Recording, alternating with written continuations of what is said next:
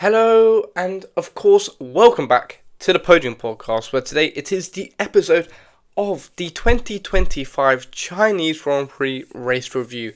As it says in the title, we will be talking about the latest Chinese Grand Prix, round 2 of the 2025 season, as Oscar Piastri took his third win, his first of 2025, around the Shanghai International Circuit after what was a decent-ish race. Obviously, as I said in my preview, it was not going to be as good as Melbourne was, because Melbourne was just on another level, but it still had some decent talking points. It had some interesting storylines across the whole weekend because it was a sprint weekend. So let's just get into it as we talk about what happened over Friday, Saturday and Sunday in Shanghai. So as we do on this channel, for a race review, we go and take a look back to the Grand Prix itself. Now, as we saw, it was Piastri on pole position with George Russell in P2 and Lando Norris in third, whilst Verstappen managed only fourth, I believe. Anyway, it was George Russell put in a monster lap in qualifying, which really did help him try and have almost a fight for the win. Obviously, as the lights went out, it was both of them had a great start. Lando had probably a better start, which is surprising to say, going into turn 1. Obviously, Piastri came to block off Russell on the inside, which allowed Lando most of the outside going into turn 1, which allowed him to really catch up to the top two. As we go through the winding, ever long turn 1, turn 2, turn 3 sequence, Russell was actually so squeezed on the inside he had to brake earlier, which allowed Lando to take second place from him. Further down the field, obviously you had a little bit of contact between both Ferraris. Leclerc managed to misjudged his braking point and went straight into the back of Hamilton. A little love tap, one might call it, which meant that his right front wing end plate was flapping on and off. Regardless, he managed to still carry on, as Verstappen actually had the worst start at the front. He was down to P6 as both Ferraris overtook him, which is something you don't really see from Verstappen. So, a bit surprising, and I think it kind of almost foreshadowed his rest of the Grand Prix. Obviously, Lawson managed to, from P20, overtake both Saubers, as Bortoleto did spin off into turn 7, which is just Ricciera. As the first lap finished, it was Piastri managed to solidify his lead, whilst Lando made it McLaren 1-2 and Russell was in third. Further down the field, by lap 4, it was actually Fernando Alonso who was the first retirement of the 2025 Chinese Grand Prix after what was a brake failure, as smoke was coming out of his at the back of his car, and it seemed that he was forced into an early retirement, the second retirement of the season, 2 from 2, which is something you don't want to see at the start of a season. As we went into more the lap 10 out of lap 56 area of the Grand Prix, it seemed pivotal that tyre degradation was the main element that everyone was trying to manage. It was, at this time, people were thinking a 1-stop or 2-stop. People were still in that area where they're thinking, if we push, we can make a 2-stop work, but if we conserve, we can make a 1-stop work. But the problem is that the hard tyre was an unknown going into this weekend. They only had 2 sets of hard tyres, which meant that they had limited running on a sprint weekend, which made stuff even more difficult for the strategists. Additionally, you also had people thinking probably about 2024. If you look at, for example, Belgium, how they made a 1-stop work, where else did they make a 1-stop work? Somewhere else, but Belgium more with George Russell making a 1-stop work, which I think put into everyone's mind, because China is not bad for overtaking, but there's really only 1, maybe 2 maybe 3 overtaking spots, but it's very difficult to, especially if you get yourself into a DRS train, which is always the case. Obviously, as the people who were deciding to do a two-stop managed to take their first pit stops around lap 11. By lap 14, Hamilton was Verstappen both pit, running in P6 and P4, I believe. Lap later, obviously, because people had to react at the front, Piastri and Russell then pit. Piastri did have a slow-ish stop, which kind of made the gap between the top three even closer coming out of the pit lane. Lap 16, obviously, Lando had to pit a lap after Piastri, and Leclerc also pitted, which meant that as Lando Norris was coming out to the pit lane, and George Russell was already had a lap down, managed to warm up his tyres, Russell managed to, with kind of the aid of Stroll, considering Stroll was still doing a one-stop. He did an incredible first stint as well, which is something that, we'll talk about later, but still very, very impressive. Obviously, Russell managed to overtake Norris going into turn 1, which meant that Lando's second place was now, provisional second place was now out of the window, and it meant they had a lot of work on his hand. Leclerc coming into the pits, there was no wing change, which was surprising, considering that apparently, according to Ferrari, it cost him 20 points of downforce around a lap.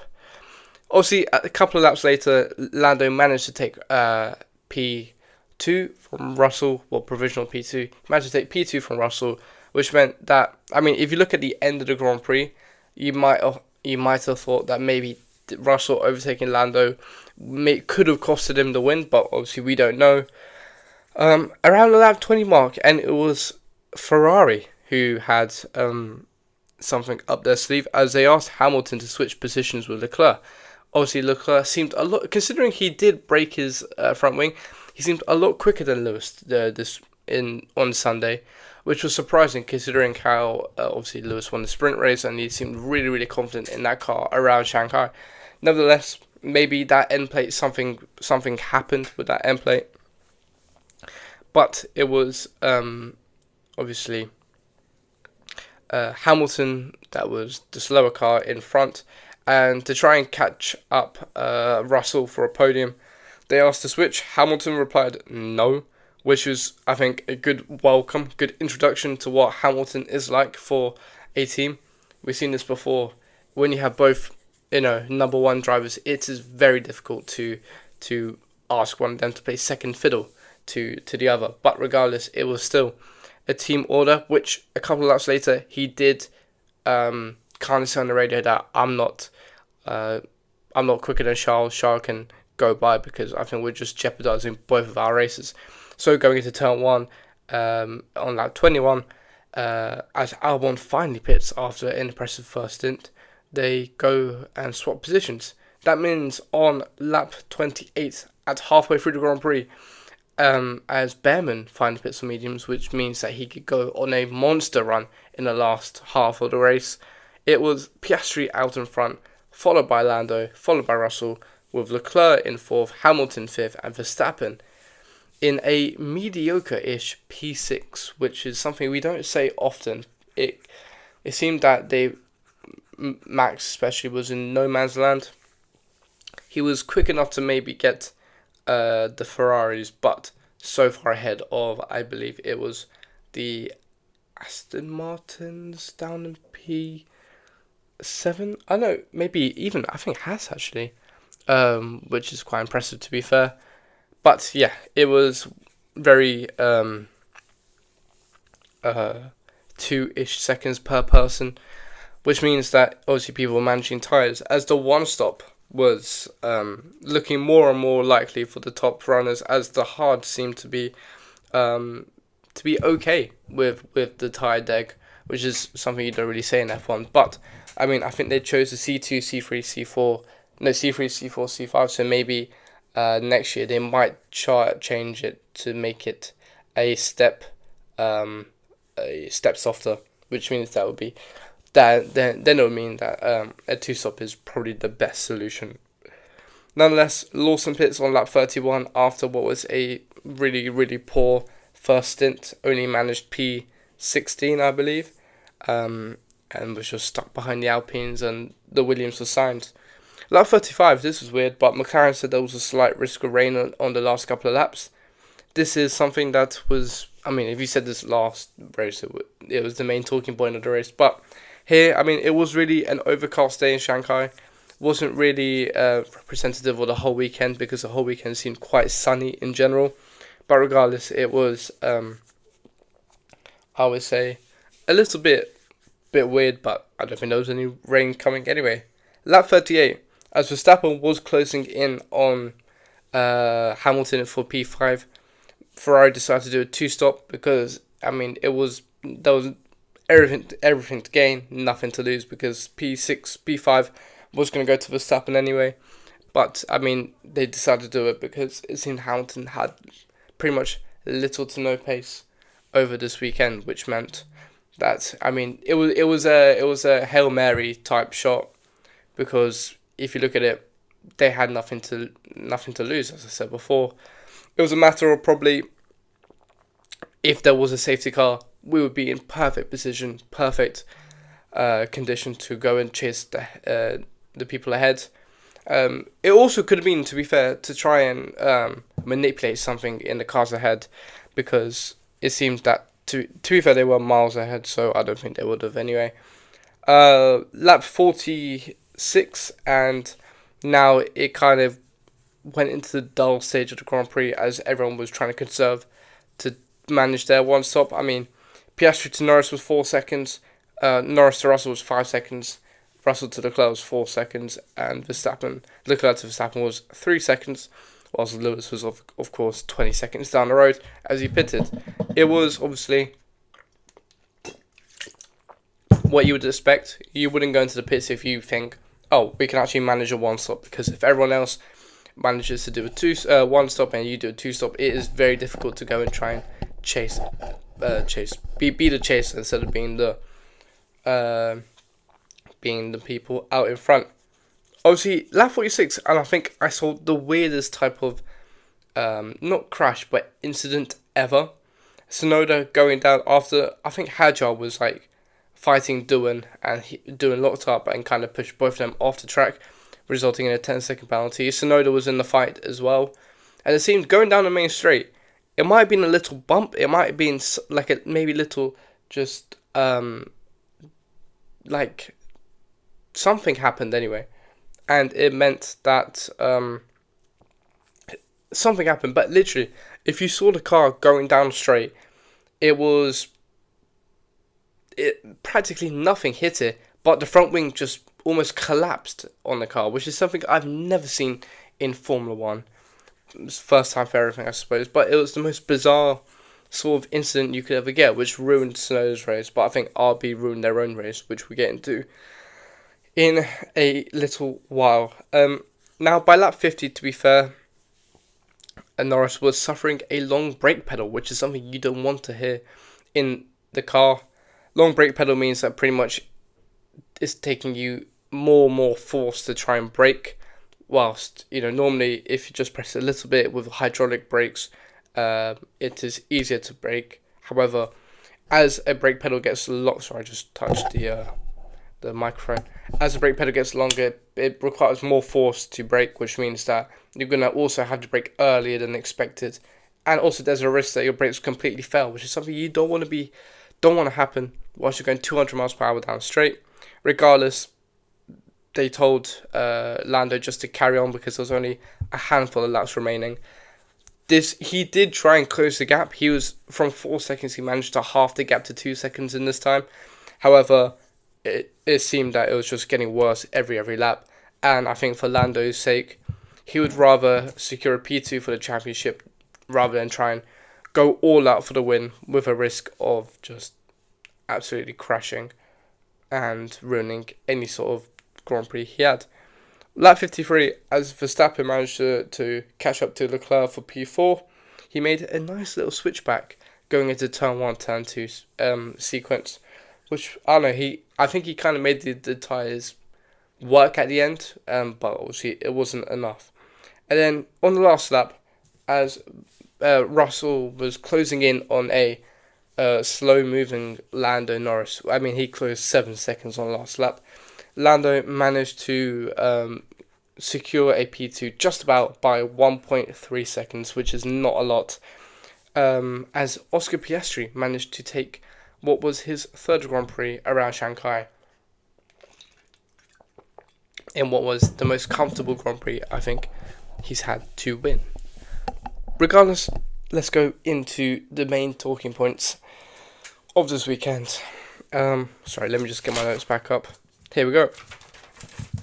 Obviously, let's look at the themes, and I think let's get the not elephant out. I don't think it's the elephant out of the room, but still a very underrated, I suppose, drive from Piastri. I think Piastri is championship material from yesterday. A very, very comfortable drive. Getting pole position is one thing, but winning a race is another thing. He managed to make it stick. He managed to work his tyres correctly. He managed to take the start and control it. And I think it was probably the most smooth sailing race he's ever had.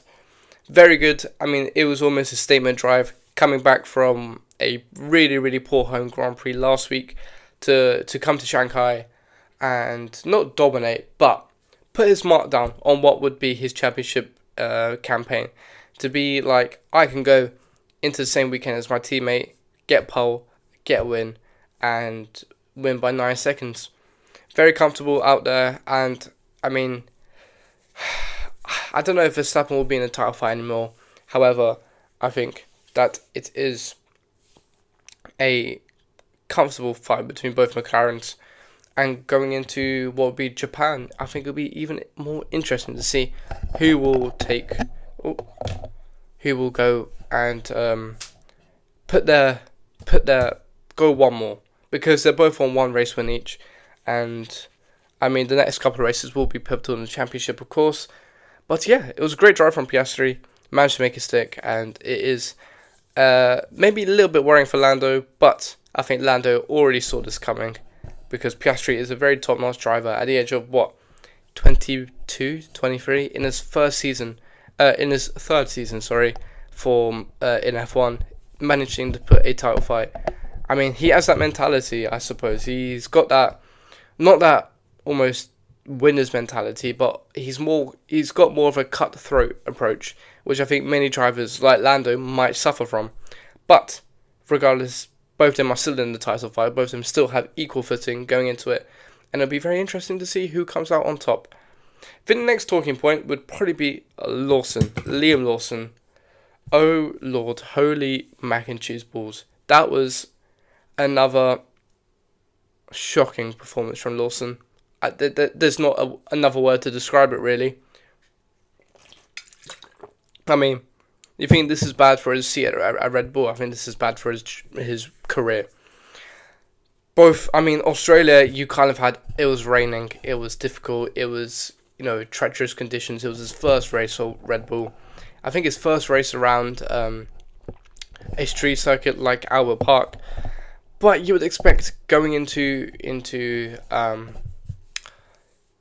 China, it's more of a traditional circuit. It was no bad weather. God, just to qualify P20 as well, in not one but both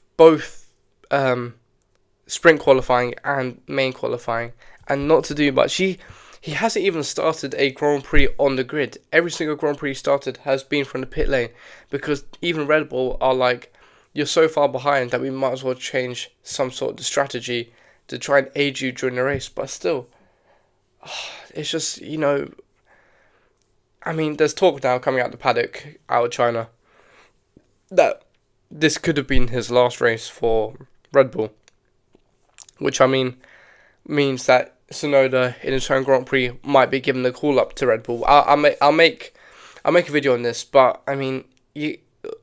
Lawson does really need to not fix his ways, but try and sort something out, because he can't be going on like this. P20 to finish still at the points. I think P14 after 3 drives were disqualified and 1 DNF, to be still out of the points, whilst VCARB were both. I know their strategy was absolutely poor, but it was. I'm just writing something down.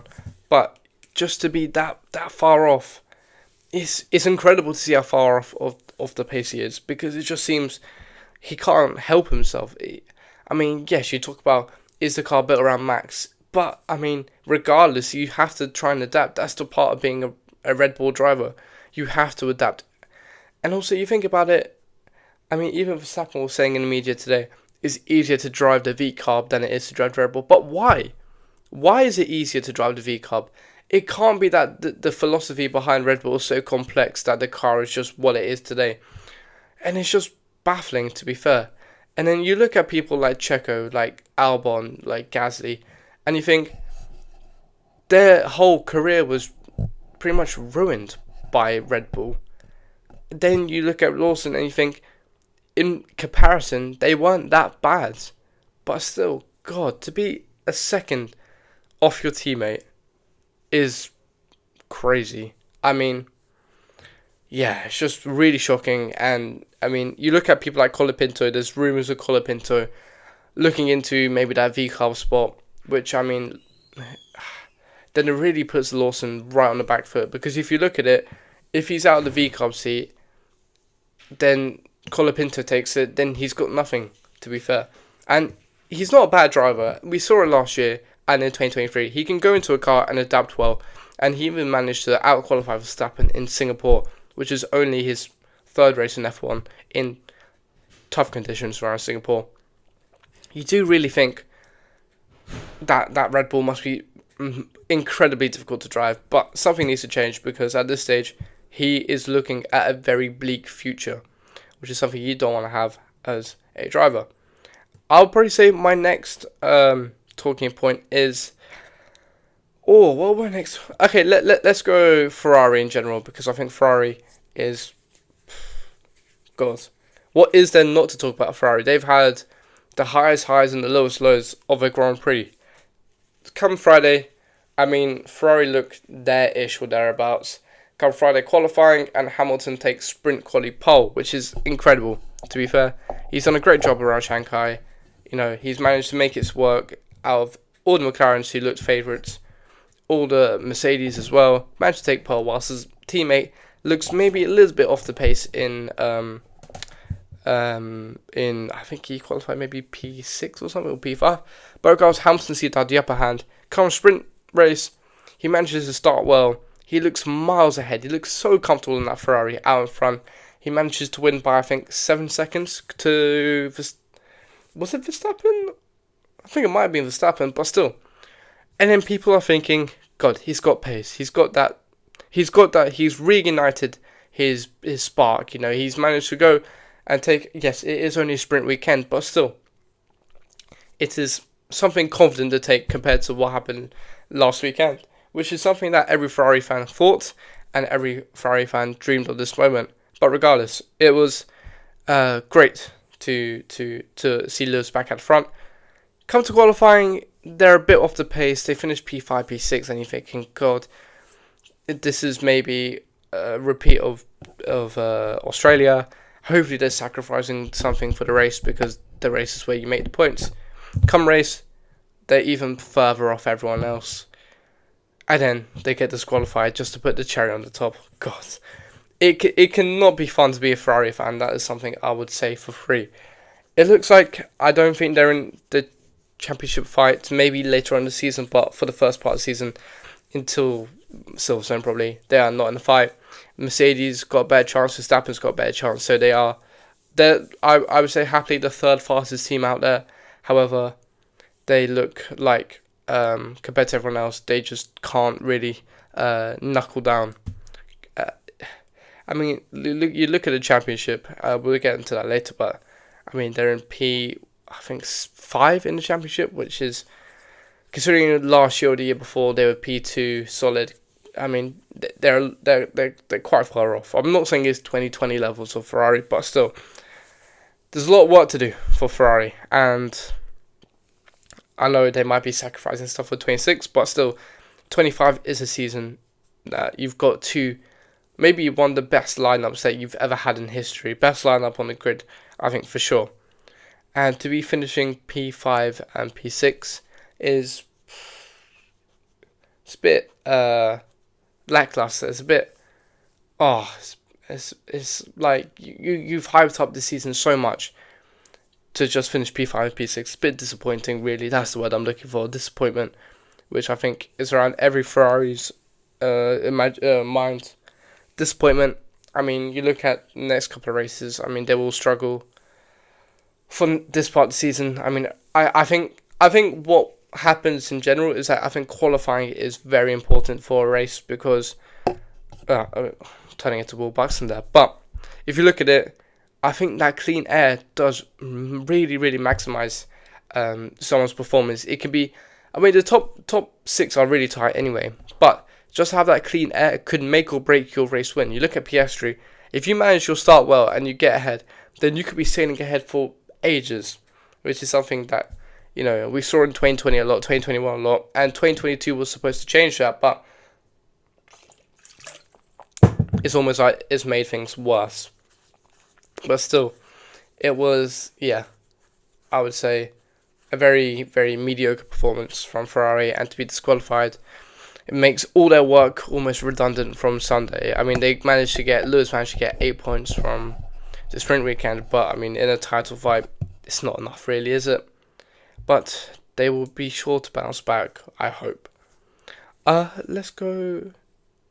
I think that's pretty much all of my talking. Oh, I mean, you could talk about the fight at the front, how it's very evolving into just the two McLarens at front. I mean, Russell managed to try and get his nose in, and if you look at the championship, he's not far off, but still, McLarens have it. McLarens are the quickest car at this stage of the season. McLarens have a really good pairing. It will be I'll say, Mercedes-esque battle for the win. I think Verstappen was only second in Melbourne because he got, it was rain, which means that everything was practically equalised, which helped him massively. It's a bit worrying for Red Bull at this stage, and I'm pretty sure that exit clause for Verstappen is looking ever so more, I suppose, needed, because, boy, it is not looking good for Red Bull.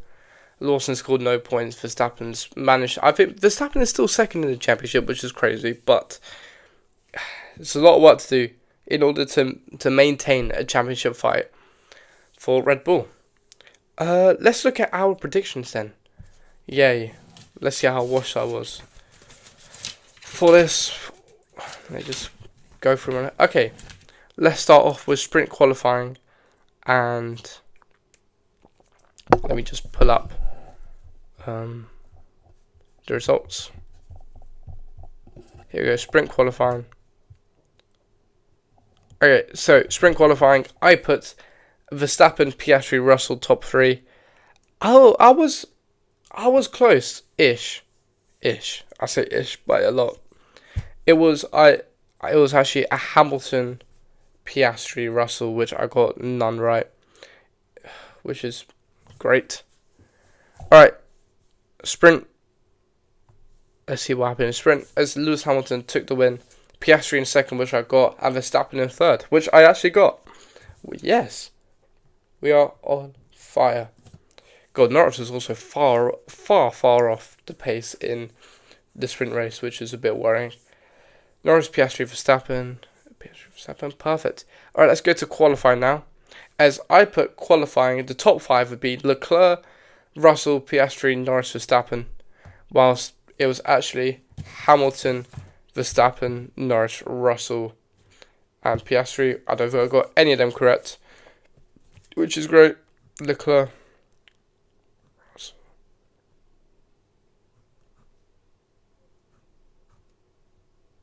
Yep, is that right? Come race day though. Race result. Obviously, Piastri made it his third win, with Lando making a 1-2, George in third, Max in fourth, and Esteban Ocon in fifth. Wow, great. Russell up at fifth, no. Leclerc up at fourth, he was disqualified. Norris up at third, no. Piastri up at second, no. Verstappen I took to win, no. Which means that in the middle of the race... Oh, what did I do for the middle? What was the middle of the race?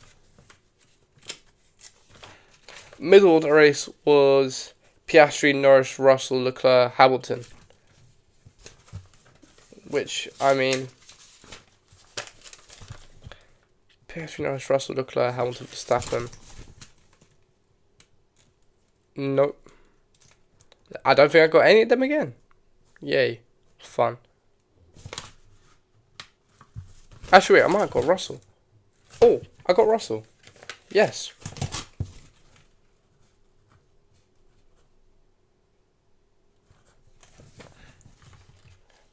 Why would I put Anton? No, Leclerc was 4th. Alright. And then I put for biggest surprise. Oh, what did I put for biggest surprise? I put Fernando Alonso. That is probably one of the worst shouts ever. That is hell no. Because he managed to DNF and look far off his teammate. Flop, I put Antonelli. Nope. And for one crazy prediction, I put McLaren DNF. So that is another no. God. So that means this week, I think last week I got 3, didn't I? Let me check. I got 5 last week. This week I got 1, 2, 3. Oh. And also 3 out of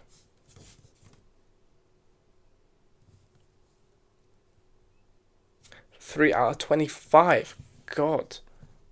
I am washed. That is very far off. Alright, let's move on to let's look at the championship actually. Because the championship is actually quite interesting. It's starting to take shape, to take form, you might say.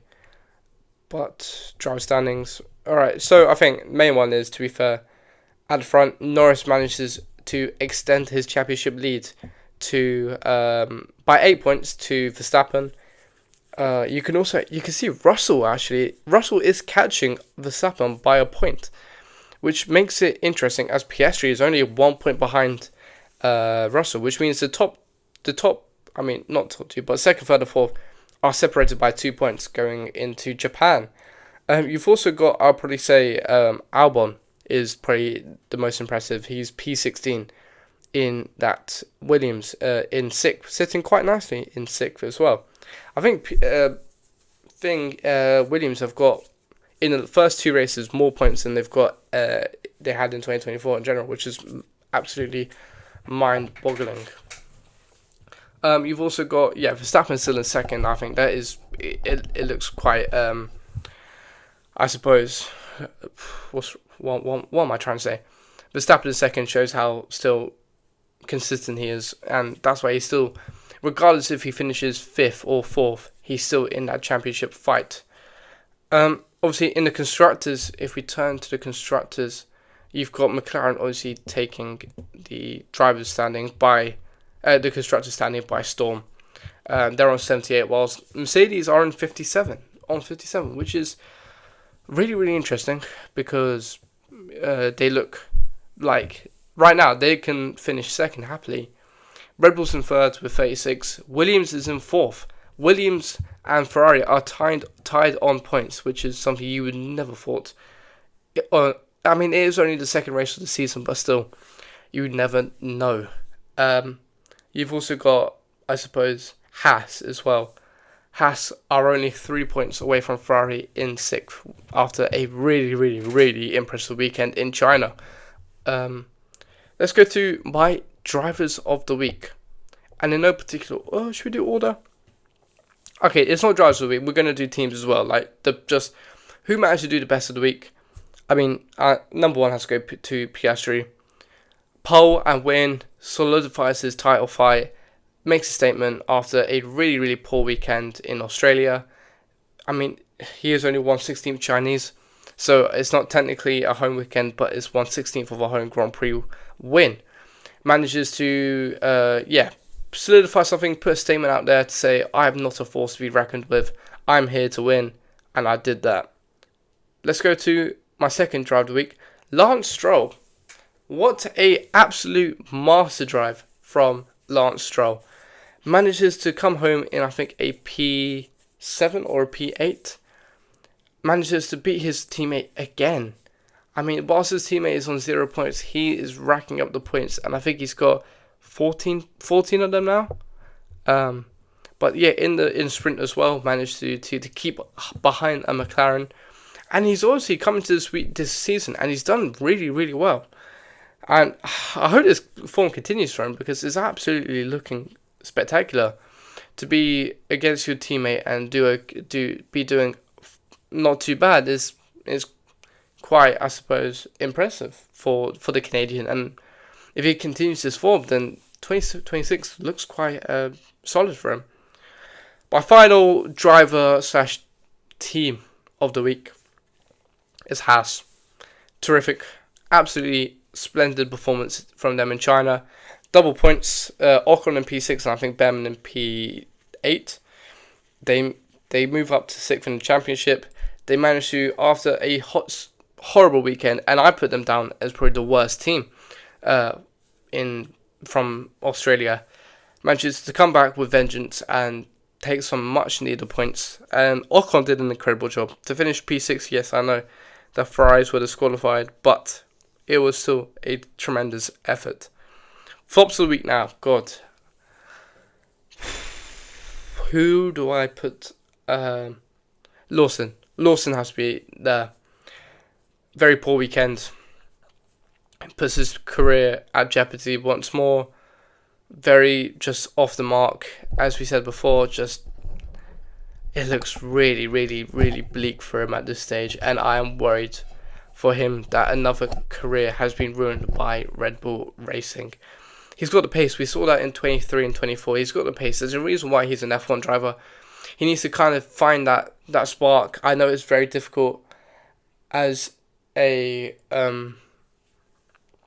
teammate to Verstappen in a Red Bull, but he has to. He's got no other choice now but to try and find some sort of performance, because he needs to 100%. My second flop of the week has to be RB.